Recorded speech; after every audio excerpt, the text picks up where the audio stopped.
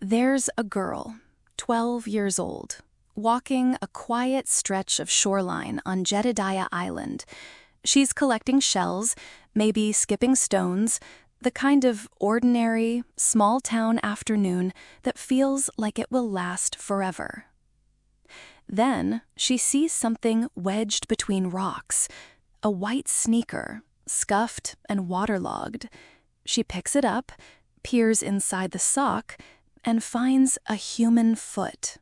Inside a shoe, a right foot, cleaned of the rest of the body, detached at the ankle.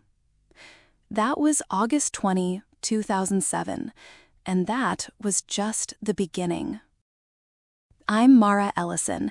This is Still Unanswered. Today, we're taking a long, careful look at what people call the Salish Sea foot mystery.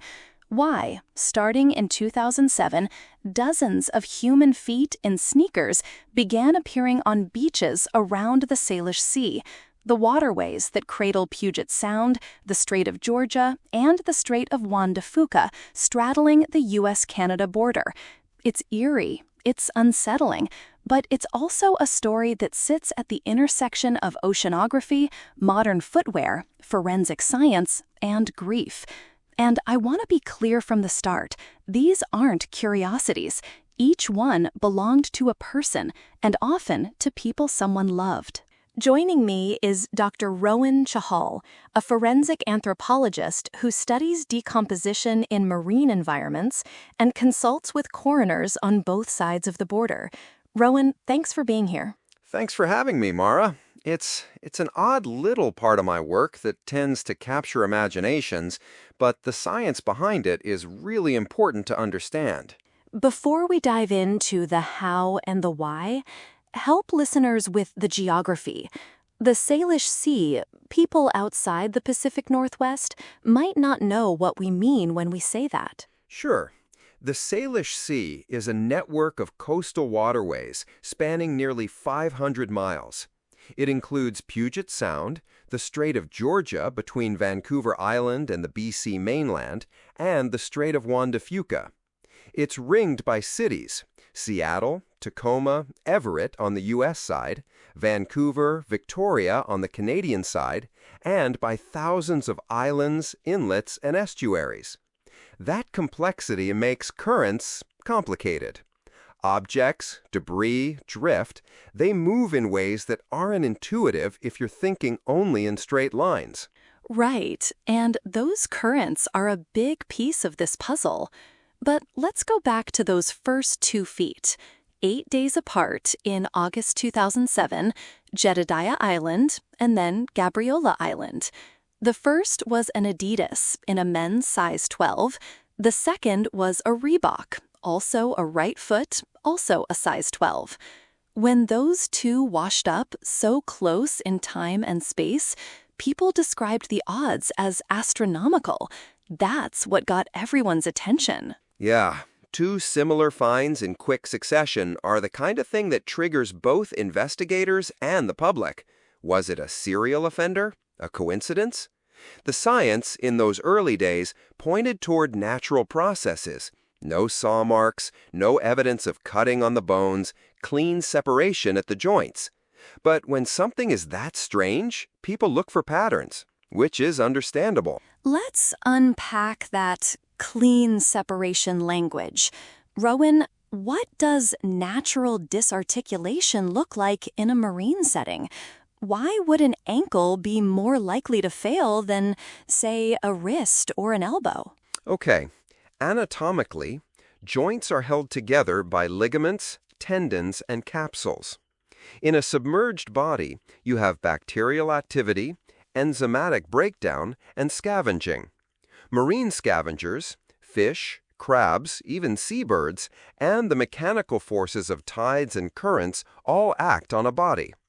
The ankle is, frankly, a natural failure point. The ligaments there aren't as robust as, say, a hip joint. Over days to weeks, the soft tissues weaken. At some point, and this varies depending on temperature, salinity, and scavenger presence, the foot can detach at the ankle. It's often a relatively clean separation, not because someone used a knife, but because biology and physics do the separating. So, when coroners say there are no tool marks and they rule out foul play, they're comparing the bone surfaces and the ends of the bones to what you'd expect from an incision or a saw, and not seeing those signs. Exactly. Tool marks have very distinctive microscopic characteristics. Sawing, chopping, cutting. Those leave telltale striations and patterns. What we see on ankles from these cases is consistent with connective tissue failure and other postmortem processes. I want to emphasize, and I say this in courtrooms, in reports, that consistent with natural separation doesn't feel as dramatic, maybe, as a definitive narrative, but it's what the forensics indicate. There's another element that keeps popping up in the reporting. Shoes. Modern running shoes are buoyant. They protect. They create the conditions for a foot to survive intact and float. Could you walk us through that? Yeah, modern sneakers, think late 1990s to present, use foamed midsoles, EVA compounds, air or gel pockets. That changed footwear dramatically. Shoes became lighter, more buoyant. If a foot detaches in one of these sneakers, the shoe acts almost like a little flotation device and a protective casing. It inhibits scavengers from stripping tissue quickly and helps keep soft tissue intact long enough for that foot and shoe combo to drift to shore. Contrast that with older, heavier shoes or boots, which may sink, or with bare feet, which are more likely to be scavenged quickly. People sometimes hear that and think, oh, the shoe preserved the foot like a coffin, which sounds grotesque, but in forensic terms, it can be the difference between a recoverable specimen and nothing at all. Right, and the word preserve is operative. In cold water, you can also get adipocere formation, a soap-like waxy transformation of body fat, which can slow decomposition and preserve anatomy in odd ways. The Salish Sea is cold for much of the year.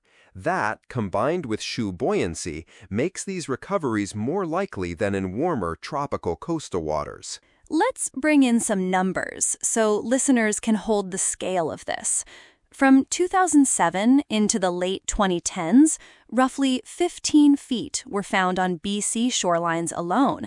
When you include Washington, the total gets to around 21 confirmed human feet through 2019 and into the early 2020s. Since then, there have been a few more cases, a couple of hoaxes, like a 2025 case where tissue turned out to be bare, but the general total people cite is around 21 confirmed human feet found in the Salish Sea region. That's not small. No, and to be clear, each one is investigated thoroughly. DNA is attempted whenever possible. Some get matched to missing persons. In a few cases, both feet from the same person wash up weeks or months apart and can be linked by DNA. In other cases, DNA is too degraded or there's no missing person report that fits. We should talk about some of the identifications because they matter for the human story. One early example, a pair of female feet found in 2008 were linked to women who died by suicide in 2004.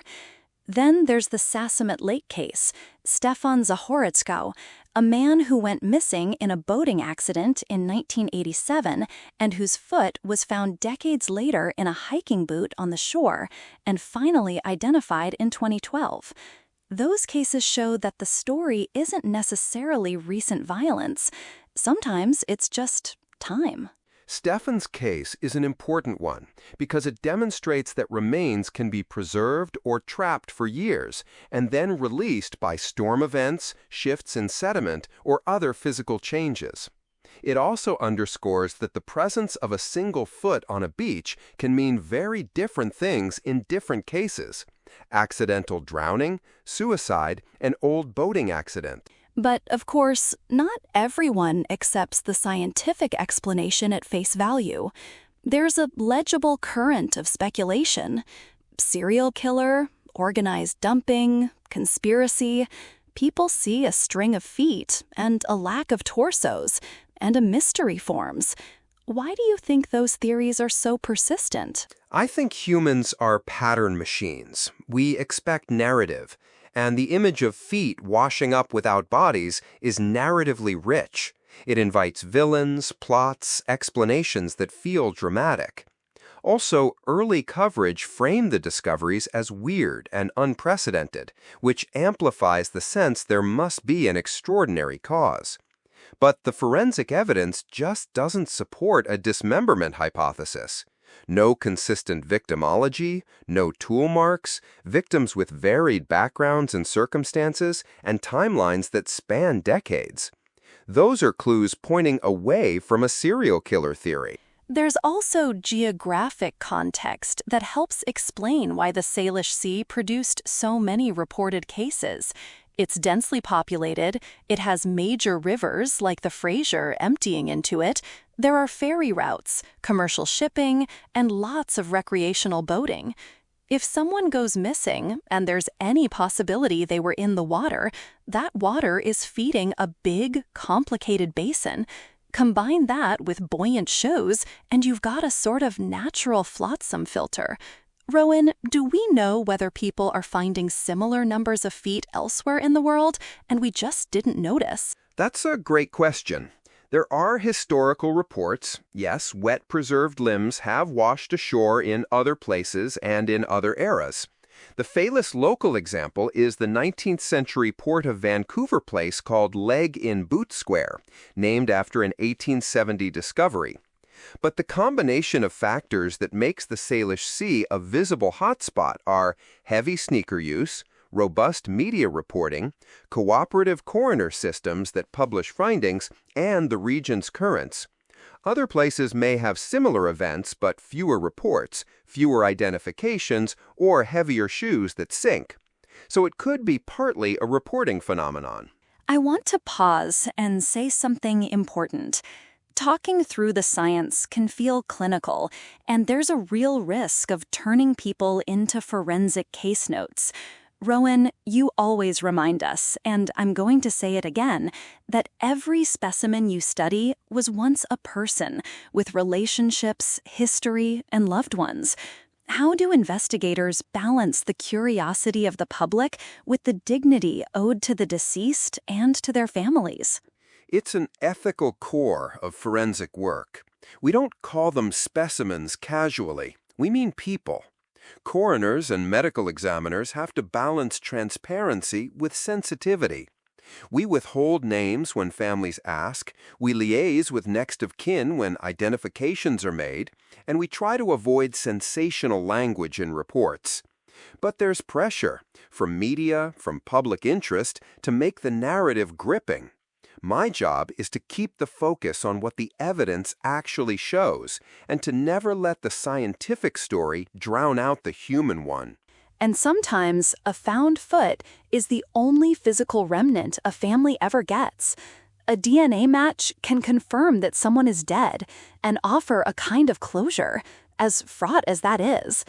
I remember when nearby, decades ago, families would wait for any sign. Sometimes that one foot is all they get. Yes, closure is an imperfect word. It doesn't fix what was lost. But for many families, identifying a loved one and knowing what likely happened can be profoundly meaningful. Let's get into some mechanics. The role of scavengers and temperature. You mentioned adipocere earlier, which I've heard called grave wax. Could you explain what that is and how it factors into preservation in cold coastal water? Adipocere forms when body fat undergoes hydrolysis and hydrogenation under wet, anaerobic, and cool conditions. The result is a waxy, soap-like substance that can preserve soft tissues and slow putrefaction. In cold water, like much of the Salish Sea, adipocere can form and prolong the time frame in which recognizable tissue remains. That's one reason why some of these feet were in a condition amenable to DNA extraction or to visual identification, when in warmer waters they might have been consumed and scattered more quickly. Okay, oceanography again. Currents. People who walk our beaches notice how debris travels in funny loops and gets snagged on log jams and tide lines. How do currents and winds specifically influence where these foot and shoe combinations end up? The Salish Sea has complex gyres and tidal exchanges. A floating object can enter a current, be trapped in a circular flow, be pushed against a shoreline by wind, or be steered along island chains until it catches on a beach. The pattern where many of the shoes turned up on Gulf Islands and the mainland coast is consistent with prevailing winds and the way the basin circulates. Plus, period storm events can dislodge items that have been sitting in harbors or river mouths for years and then release them into broader drift pathways. Let's walk through a few specific cases to anchor listeners.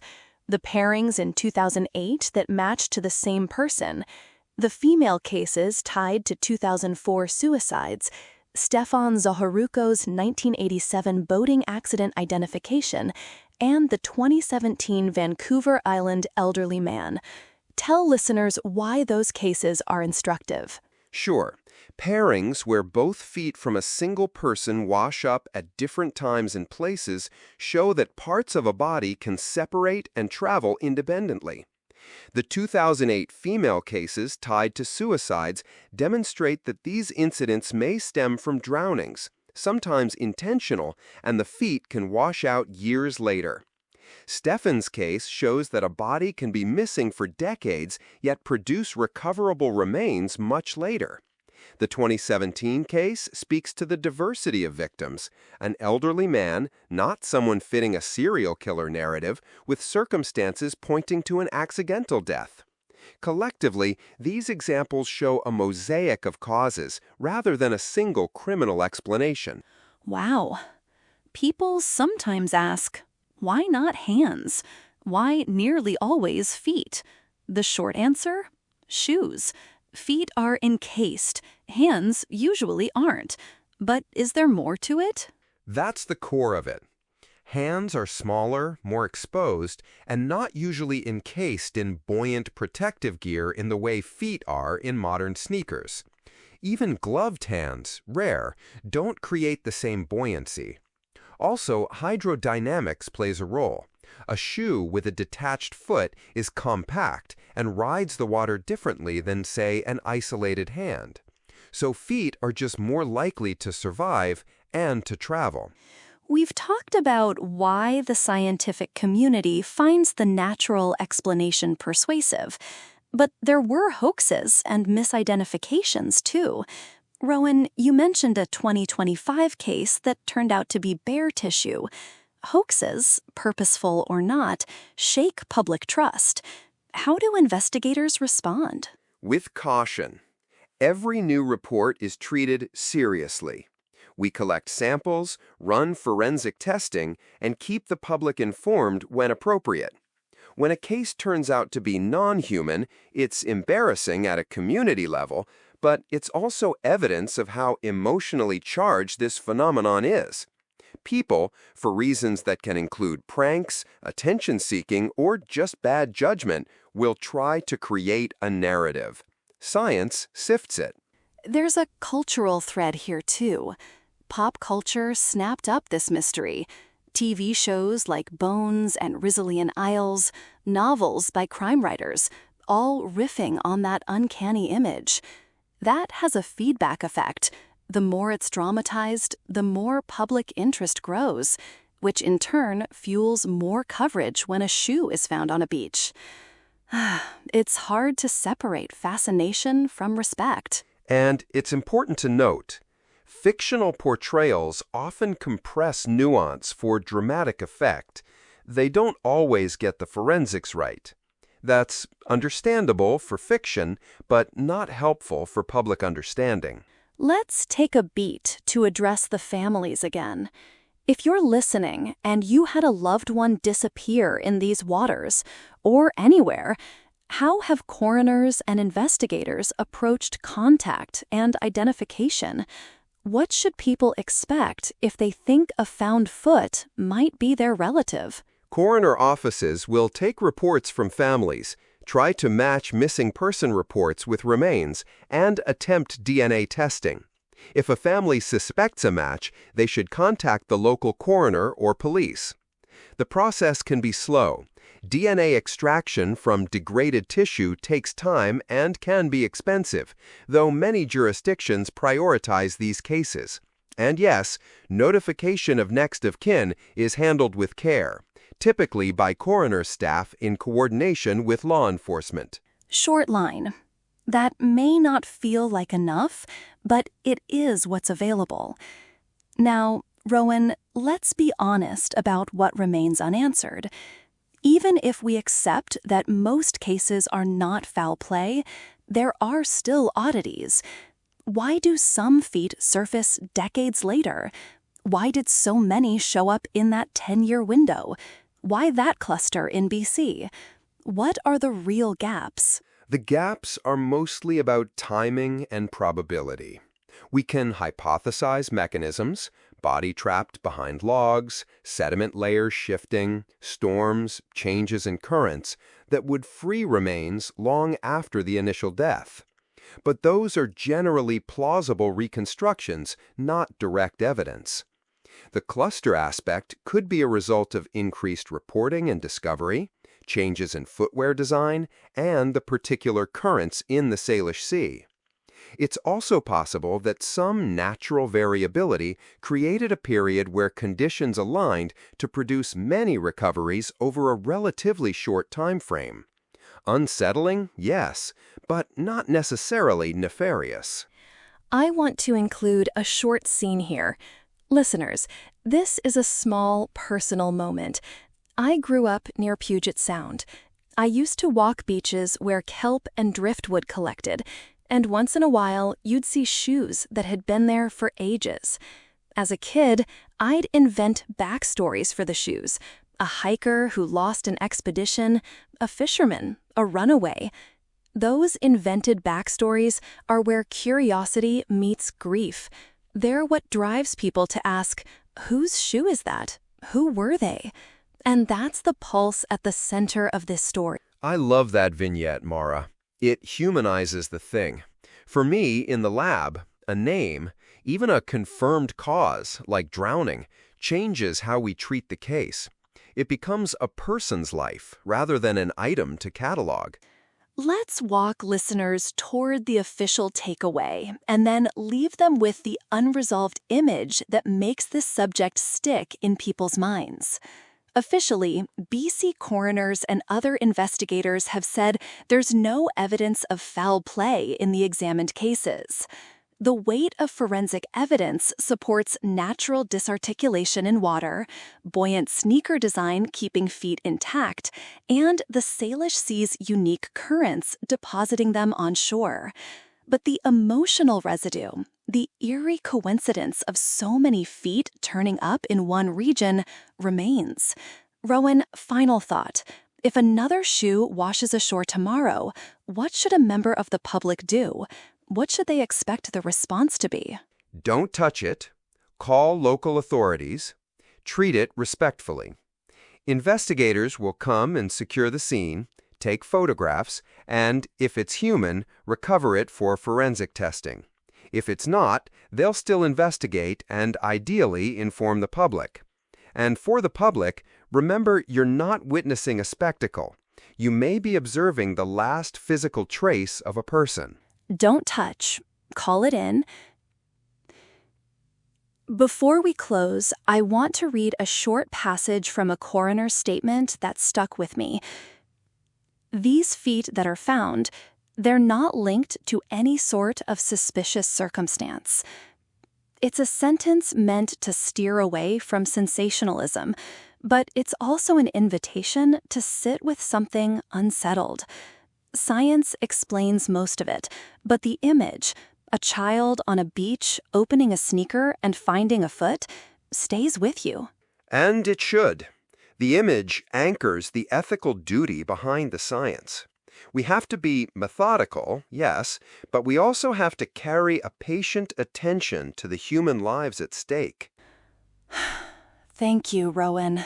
This has been deeply illuminating and, honestly, quietly heartbreaking. And to our listeners, if you're fascinated, please read responsibly. The people behind these cases deserve that. We've linked several reputable sources on our show notes, coroner statements, long-form explainers that I found particularly useful. This is still unanswered. I'm Mara Ellison. Thanks for listening. Thank you, Mara. And thanks to anyone listening who's been affected by loss. You're not alone.